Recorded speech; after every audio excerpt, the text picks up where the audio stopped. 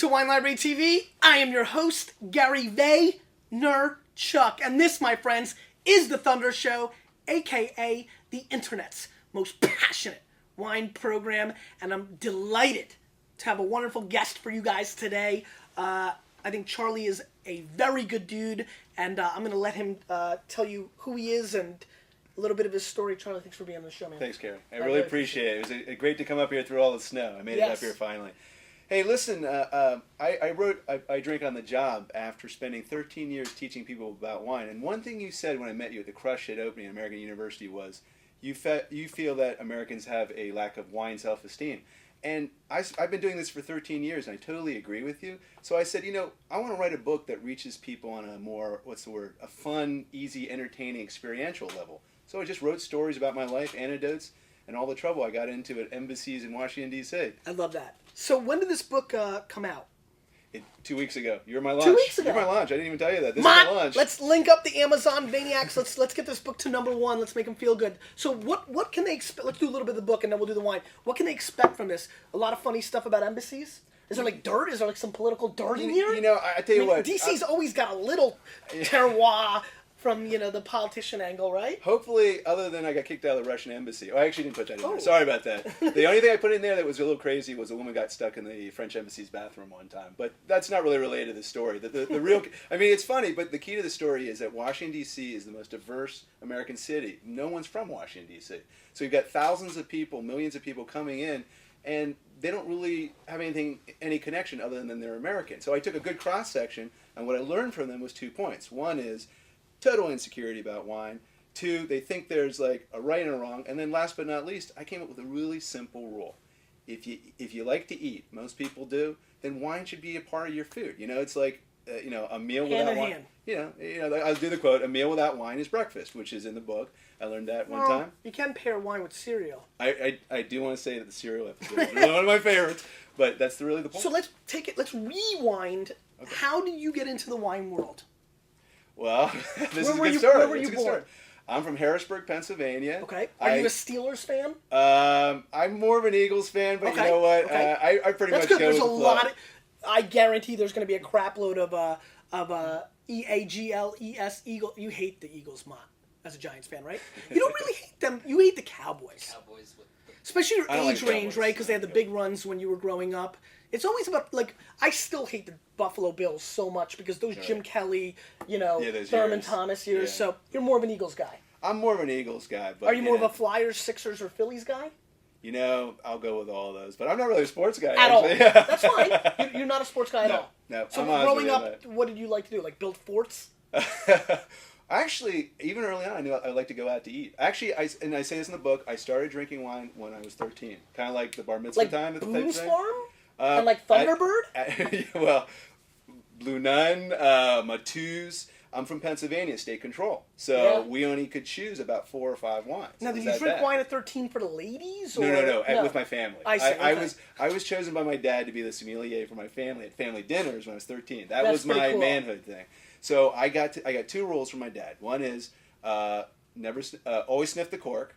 And the other one was white with fish and red with meat. And both those rules are wrong, which is funny. Rule. Yeah, it's so funny. But I put that in the book, and I try to tell people that the way I look at wine is the way I was brought up and where I come from. Where I come from, food was simple. Italian food was spaghetti and meatballs. Wine was something sophisticated, special occasion. So I learned just from living during my time when Chardonnay was big. Those big, buttery California Chardonnays. We ate brie cheese with it. I evolved like wine evolved. I think I'm like a terroir. I'm a person of character that learned from being in the business. Wasn't professionally trained. I simply started a wine company 13 years ago, Taste DC, and over time I've evolved. Before that, from the wine standpoint? So you were 13, you got into wine, kind of, sort of, obviously not seriously. Not every day. Did you start reading in your teens, or you waited? I really got into wine when I went to school in New Orleans at Tulane, because New Orleans is a food and to me what opened up wine epic capital. Exactly. Yeah. When I started eating food, I mean, the way they make food there, everything has flavor. I mean, the sandwiches are dressed with, tomatoes and onions. I mean, they put mayonnaise on their barbecue sandwich. Can you imagine that? Sure. I mean, because they like flavor. And for them, drinking with their meal is a normal thing. So that was new to me, and I just started experimenting. And are you ready for the years? This is Yes. early '80s. Early 80s. Early '80s. I started experimenting with like burgundies. They weren't that expensive. White burgundies, Pouligny, Montrachet, etc. They're maybe $10 or $15 a bottle. So I would eat Chinese food with this one, a Bordeaux, And so from Tulane, where did you go and what did you do? I got my business degree, A.B. Freeman, so I went 6 years at Tulane. And then I became a commercial real estate agent, and I sold and leased industrial properties in D.C. But what was Why missing? did you make the jump to D.C.? Because I'm from Harrisburg, and I wanted to be in a southern market. I felt my education said southern, or at least, southern. Was it a big southern push? Well, I went to either Atlanta or Washington, D.C. That was my choice. Washington, D.C. was closer to home. My sister lived in Georgetown. I moved in with my sister, and it's like... That's it. Yeah. And by the way, I live in Georgetown now. So I've moved around, but I ended up back in Georgetown. I think the thing about Washington is it was a southern city. It's changed a lot. It's changed significantly. I mean, people go there for a job. It's a working city. I mean, it's like work, work, work. People are well educated. I think it's #1 per capita in wine consumption. But... people come to me, and it's like I said. What do you say? A businessman is sweating when he's trying to choose a wine in a restaurant. You're like, dude, it's just wine. People come to me, and they want these answers. They want me to tell them. You heard this. Yep. What should I do? And I look at them. So #1 question I get. What am I tasting? What am I tasting? And I look at a person. And I go, I have no idea what you're tasting. You're tasting whatever you're tasting. But I figured I could write a book and just talk to people. And that's what I'm trying to do. Is not trying to educate, just trying to open them up to the conversation. Yes. Create the conversation, which I think is massively important. So, Mott's telling me to move this. Sorry. We'll just hide me. So you become commercial real estate and you start working, doing well, some good years in there. Good years, bad years. Yeah. But all along you're drinking more and more wine, getting into it. Are you shopping at MacArthur's and Calvert Woodley and these places? Because DC had a great scene great for selection. wine. Great right? selection, yeah. You were very lucky. I went out to eat a lot. That's what happened. I actually had a Chinese girlfriend. That helped a lot, actually, because it diversified my palate a lot. Mm-hmm. And then I was just sort of drinking wine casually. I wouldn't say that I was like a specialist. And over time what happened is I got bored with my job, and I started Taste DC cold. 1997. Cold turkey. I hired a wine professional. I went to some wine tastings. I went to a couple embassies, and I started. Boom. Just kind of like you. And I just kind of grew it over time. Wine classes were selling out like crazy. Long story short, I went from wine to wine dinners to embassy functions, all kinds of stuff like Mushroom and Wine Festival, the French Embassy. Long story short, I learned about food and wine on the job. Yeah. And then my motto came out real quick. I was on a plane, a private jet tour. I was paid. Doesn't happen a lot, right? I was sitting there in first class and everything, and I had to do a speech. I had to earn my pay. And so I tried my motto. I said, and my motto is, I drink on the job. And everyone loved that. And it stuck with me since then. That's since 2000. Pretty cool. So being in the D.C. area, it's obviously very close to Maryland. Obviously the big dog, Robert Parker, is from there. Have you run into him on some functions in the D.C. area? He's not a public guy. I know. I've met him once. I gotta be honest with you. I walked up to him and I shook his hand. I got a picture, and that was it. But I met him when I met Julia Child too, which is unfortunate. She passed away. Yeah. But the thing is, same function. Yeah, it was the same function. It was, and people hold him in awe. I have this funny thing. He started just as a regular guy tasting wine with a newsletter, and he hit that 82 right on with Bordeaux, and then he became like this god. And then, people, I like the guy a lot. I respect him a hell of a lot. I don't really think his followers are always, I think they're nutcases. That's the best way I can say it. I think they get a little extreme. I mean, if you read some of his anybody with a following, words, though, has that, right? Right, but I respect the guy. Anybody watching this show is a nutcase. I'm a maniac. But anyway, I really am. No, but I think, my take on that is, Alan Meadows. We're about to have an Alan Meadows. Right. I was at a Burgundy. He's great. I haven't met him, but I've interchanged some emails with his wife, actually. Lovely. People get passionate about everything. Go make fun of a New York Jet right now. I'll punch you in the face. I mean, you know what I mean? I mean, so it makes, listen, and I think Parker at least deserves it. I think I do too. He's been very consistent. I said it just from the beginning. He deserves everything he took it away from the English, who were making it really stodgy, and they were giving a great review and then taking a bunch of cases in their trunk. I mean, it was very, very conflict of interest. At least he was trying to be objective. He definitely went there. I mean, one thing, and we'll veer off this in a second, but one thing, the stories that I've heard from people involved in flat out trying to bribe him in the 80s when there was no internet, when nobody would have known, period, just no chance. I think that's very, very honorable, and I think it's important. And, obviously, when I started my show, knowing that these were products I was going to sell, I knew I had a big, hill to climb to convince people I wasn't here QVCing it. Right. So, I mean, it takes a lot of hard work to earn respect. So, I definitely have that for him. But I think that it's really cool that you were able to make your brand in the DC area, because I also always think of that place, between the restaurant and the food scene. It's really changed. It's gotten so much better. So much better. Such a backwater for a long time. But now, great chefs. And Calvert Woodley and MacArthur's were two stores that I massively looked up to growing up. So he's just been a great wine scene down there. I gotta say it. I'm a lucky guy to have started there. I think it's great, and I'll also tell you that some interesting trends are happening though. Some of the importers are opening their own stores in DC. This is totally new. Why can't just open a store? Did Peter open a store? Yeah, good for him. So that, but I think that's really great. And wine bars. That's very much the play out in California. Kermit Lynch has his own store. He's done that. But and then the other trend is wine bars, which did not take off. Now are hot. That's everywhere though. Yeah, true. But in at least big here. cities. Yeah. It's cool. And so what's happening is it's hurting my wine classes obviously, because you can go anywhere and learn about wine, which is fine. But I think the message is what I'm trying to do. I want to get the message out, which is drink wine with your meals, drink every day. That's my message. So I'm actually doing tour with the wine bars. I'm literally gonna and the wine festivals. They mentioned you at one of them. It was the Atlantic City Food and Wine Festival, I think, or Philly, or whatever. I think they want you, but I don't know. I think they want to negotiate with your price or something. Is that what's going on? Yeah. I've gotten pricey these days. Little Misha's at home. Yeah, you got Lizzie doesn't let me go.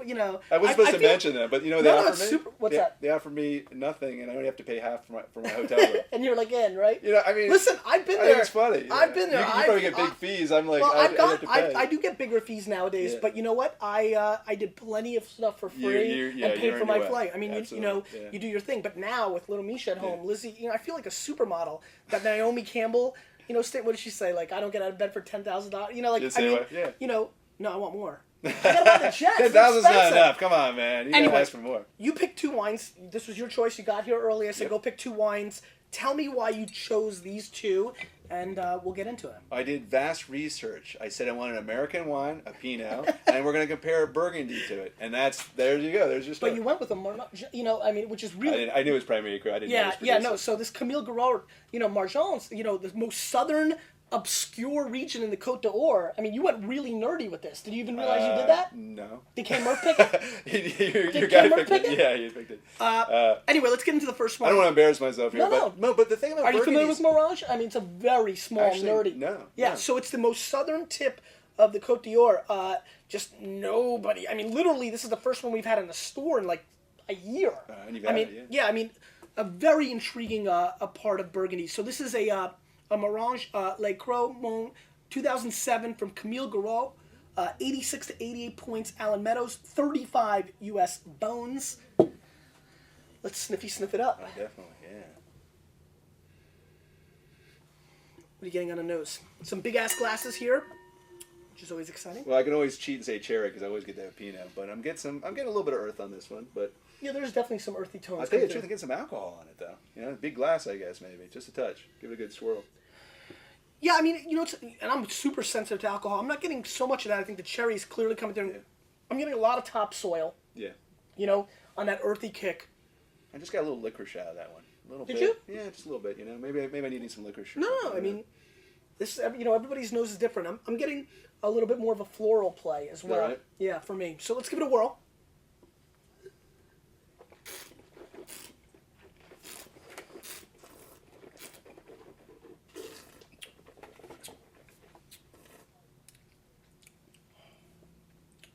hope you don't mind if I swallow. No. Okay. You know how you watch enough shows to know. I know the you always said. best thing a guest can do is drink it, Yeah. so everybody can call me, a little girl. So what do you What do you think? Nice acidity, good balance, not too tannic. Yeah, I get some good fruit on this though. It's not bready, it's not earthy. It's, I mean, on the palate, it's actually got good fruit. It's young. It probably could use a year or two just to kind of mellow a little bit. And I'm thinking, like I always think with Pinot, a nice piece of bacon or smoky pork always goes great. Well, that's what I always say with Pinot. Is this your style of Pinot? Maybe it's a little young and fresh. I like it a little bit more earthy, and I like that sort of wet leaf kind of thing. How about a little more flavor? I mean, do you find it limited? I think you're talking about there's nuances, not much range. There's right? not a lot of range. No, there's not a lot of range. This is really one-dimensional. Yeah, I think this wine's actually shockingly one-dimensional. It's almost like this sour cherry thing going on. Absolutely. But I think it falls heavily flat. I mean, it's very bitter and tight. It is young. 07's kind of an interesting little vintage. So I understand. Actually, I'll be honest with you. I'm blown away by how highly Alan Meadows scores this wine. He's an ultra, like Fleer Ultra. Remember those? Ultra conservative critic.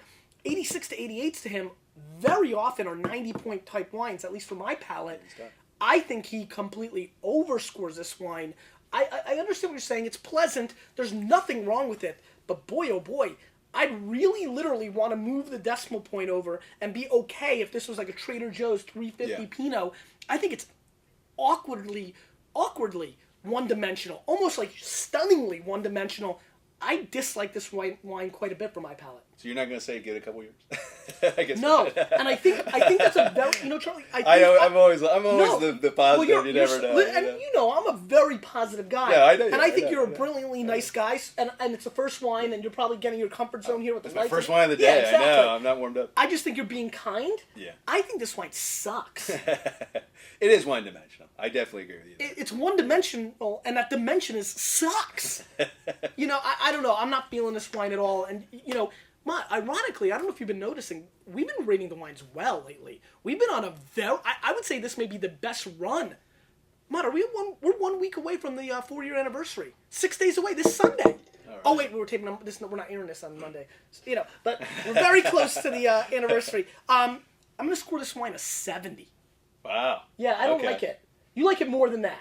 Because I'm not joking. I always think of food first. When I drink wine, I'm already thinking about what I'm going to be eating with this. And my thing is I can take an okay wine and make it 10 times better with a decent piece of food. I think so that's very valid. So you do some cherry reduction or something, or port reduction, and a lot of that's going to... Well, they won't have a lot left, though. Notice what you went with. You needed something that had oomph to it. Yeah. Because it's so thick. To counter that out. Yeah. For me... you say you think about food first. When I'm sitting in this chair with that light and that camera on, the first thing I'm thinking about is the crap load of people behind that camera. And I'm petrified to not break it down in the most obnoxiously honest way for my palate. A lot of them have a different palate than I do, and they go off of that. I just don't feel this wine at all. So, who picked this? Aaron or K. Murph? We just grabbed a couple. Actually, we tried to get the same price. Random. We said, have you never had Rinse. Have you never had this one?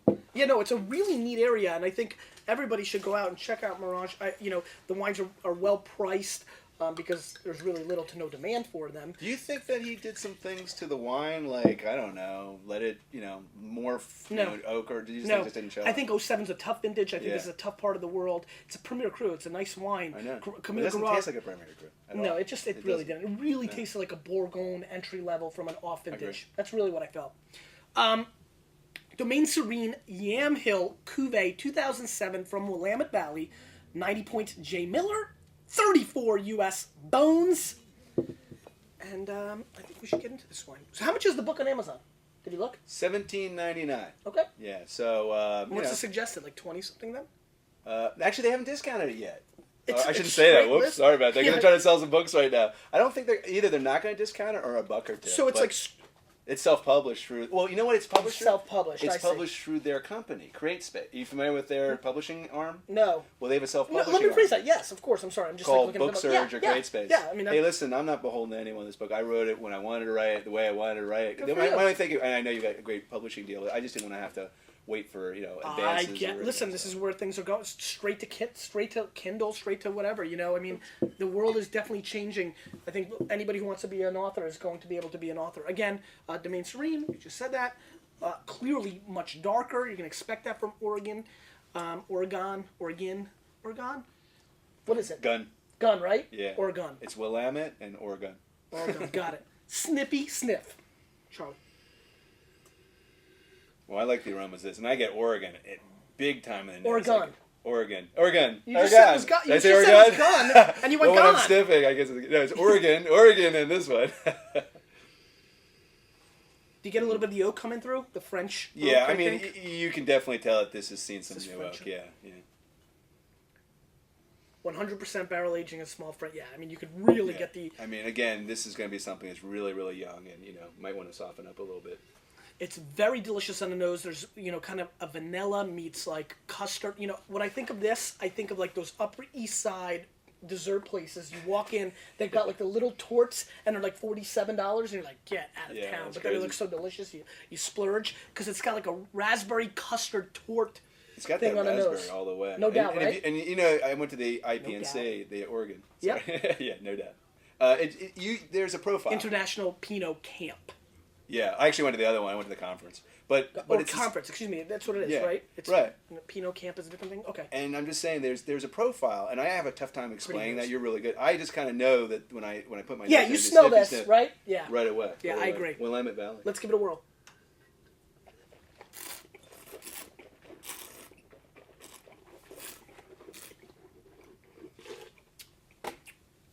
I'll dig down the vanilla. I definitely get the oak on this one. But the flavors are all over the place. I like it. I mean, it's definitely going to need a little mellowing out. I agree. This wine is very young, and we have a lot of wine to taste. Mott, show them. It's going to be a beast. Marathon time.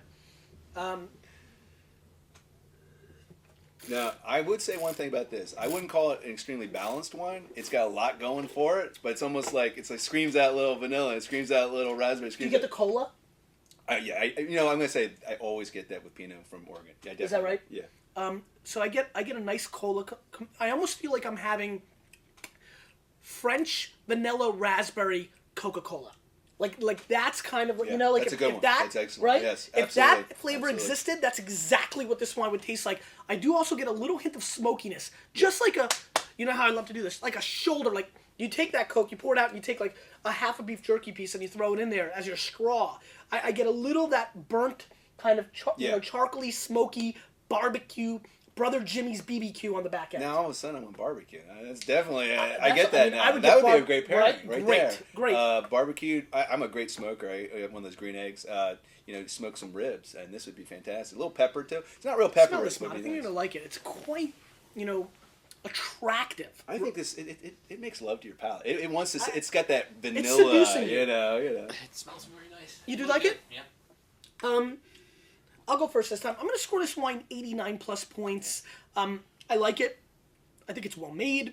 I think it's structured well. To me, the flavor of vanilla raspberry is kind of a hair boring. The only reason it's 89 plus is I literally feel like every Oregon Pinot I've been tasting lately tastes and smells like this. Yeah, so there's a part of me that feels a little bit bored. That being said, if you like it, which there's no reason you shouldn't, I think it's a lot of fun. I think you get